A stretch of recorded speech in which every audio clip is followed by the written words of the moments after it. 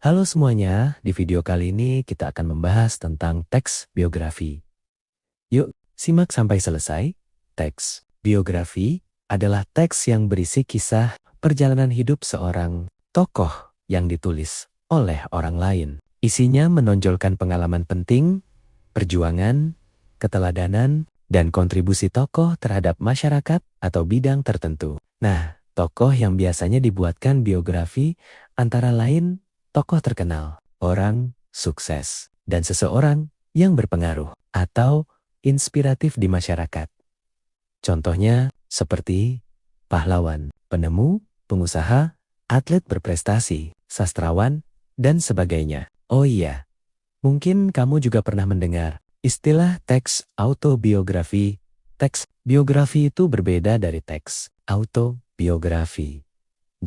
Karena teks autobiografi itu ditulis oleh tokohnya sendiri. Jangan sampai tertukar ya.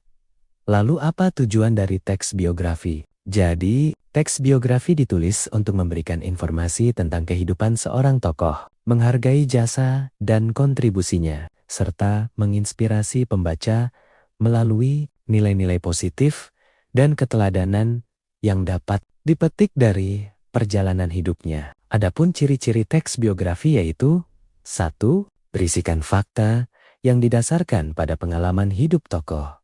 2. Disajikan dalam bentuk narasi. 3. Menceritakan peristiwa penting yang dialami tokoh, sehingga bisa dijadikan teladan bagi pembaca. Selanjutnya, struktur teks biografi terdiri dari beberapa bagian, yaitu 1. Orientasi. Berisi informasi awal tentang tokoh yang dibahas. Biasanya mencakup nama tokoh, tempat dan tanggal lahir, latar belakang, keluarga, kondisi, masa kecil, atau gambaran umum mengenai kehidupannya. Sebelum mencapai keberhasilan, orientasi berfungsi sebagai pengantar agar pembaca mengenal tokoh secara umum sebelum masuk ke pembahasan yang lebih rinci. 2. Kejadian atau peristiwa penting, berisi rangkaian peristiwa yang dialami tokoh, biografi, dan disajikan secara kronologis, mulai dari pendidikan, tantangan yang dihadapi, perjuangan, pengalaman berkesan, karya-karya, hingga pencapaian atau kontribusi yang dibuat. Terkadang penulis juga menyelipkan komentar atau pemikiran pribadi pada bagian-bagian tertentu dalam peristiwa yang dialami tokoh. Secara keseluruhan, bagian ini menonjolkan nilai-nilai dan karakter tokoh yang dapat dijadikan teladan bagi banyak orang. 3.